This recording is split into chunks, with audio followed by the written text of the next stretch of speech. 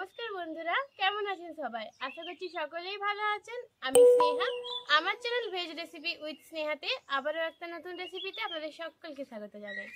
তো বন্ধুরা, আজ আমি আপনাদের সঙ্গে শেয়ার করব এই কাঁচা টমেটো দিয়ে একটা সুন্দর রেসিপি। আপনারা কিন্তু এই রেসিপিটা দিয়ে পুরো ভাত কিন্তু একদম শেষ করে নিতে পারবেন, এতটাই টেস্টি হয়। তাহলে চলুন বন্ধুরা, আপনারা প্লিজ পুরো ভিডিওটি দেখতে থাকুন। বন্ধুরা, সবার প্রথমে আমি এই কাঁচা টমেটোগুলো একটু কেটে নেব। এখনকার টমেটো যেহেতু খুব টক হয়, এই জন্য দেখুন আমি এটা খুব পাতলা করে কেটে নিচ্ছি। দেখুন, যতটা সম্ভব পাতলা করে কাটার চেষ্টা করবেন। এই দেখুন বন্ধুরা, কতটা পাতলা করে আমি কেটেছি, আপনারা দেখেই বুঝতে পারছেন। আমি কিন্তু টমেটোগুলো আগে থেকে ধুয়ে রেখেছিলাম।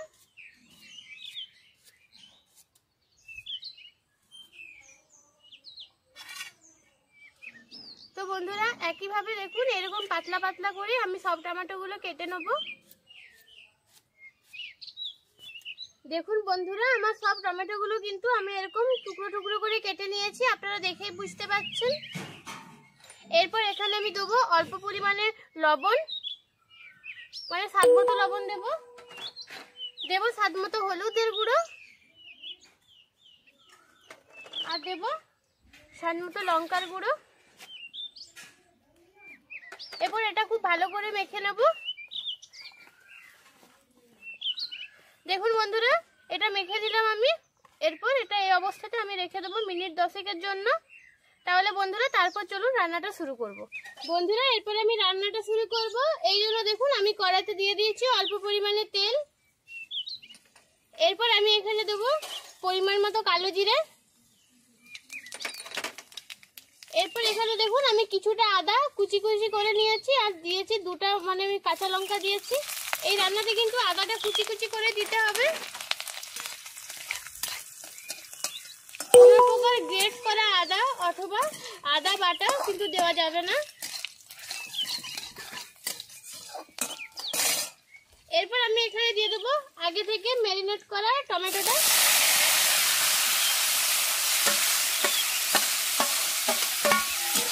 এরপর এটা খুব ভালো করে আমি নাড়াচাড়া করে রান্নাটা করে নিচ্ছি। দেখুন, আর কিন্তু এখানে আমি কোনো লবণ দেব না।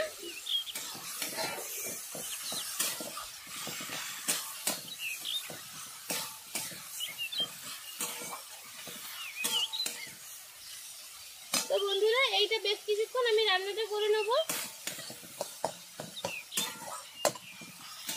দেখুন বন্ধুরা, টমেটোটা থেকে কিন্তু অটোমেটিক জল ছেড়ে গেছে। এটা কিন্তু এখনো সম্পূর্ণভাবে তৈরি হয়নি। দেখুন, এটা আমি 5 মিনিটের মতো কুক করলাম, তারপরে এই জলটা বেরিয়েছে। তো দেখুন, এটা কিন্তু আরো মিনিট 10 হতে দিতে হবে।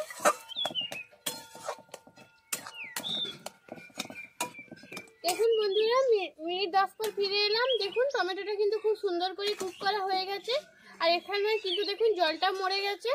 বেশি কিন্তু টমেটোটা সেদ্ধ করা যাবে না, এটা কিন্তু খেতে খুব খারাপ লাগবে। এরকম ভাবে সেদ্ধ করতে হবে। দেখুন,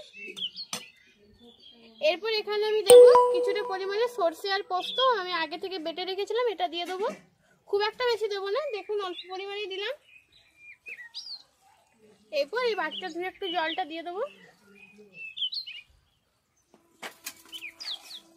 এটা দিয়ে খুব ভালো করে নাড়াচাড়া করে আরো 5 মিনিটের মতো হতে দেবো। তাহলে বন্ধুরা ফিরে আসছি 5 মিনিট পরে। দেখুন বন্ধুরা, ফিরে এলাম আরো 5 মিনিট পর। দেখুন, আপনারা দেখেই বুঝতে পারছেন রান্নাটা কতটা লোভনীয় দেখতে হয়েছে। আর এটা কিন্তু সম্পূর্ণভাবে রান্নাটা আমার হয়েও গেছে। এরপর নামানোর আগে আমি অল্প পরিমাণে দিয়ে দেবো সরষের তেল। এটা কিন্তু অতি অবশ্যই দেবেন, এটা দিলে কিন্তু টেস্টটা আরো খুব বেড়ে যায়। তো বন্ধুরা, এরপর আমি এটা নামিয়ে ঠান্ডা করে নেব। দেখুন বন্ধুরা, এটা কিন্তু কতটা সুন্দরভাবে তৈরি হয়ে গেছে। দেখুন, আপনারা দেখেই কিন্তু বুঝতে পারছেন এটা কিন্তু গরম ভাতে একদম জমে যাবে। আপনারা কিন্তু এই একটা মাত্র সবজি দিয়েই কিন্তু একদম এক থালা ভাত খেয়ে নিতে পারবেন। দেখুন বন্ধুরা, আপনারা দেখেই বুঝতে পারছেন এটা কিন্তু কতটা লোভনীয় দেখতে হয়েছে।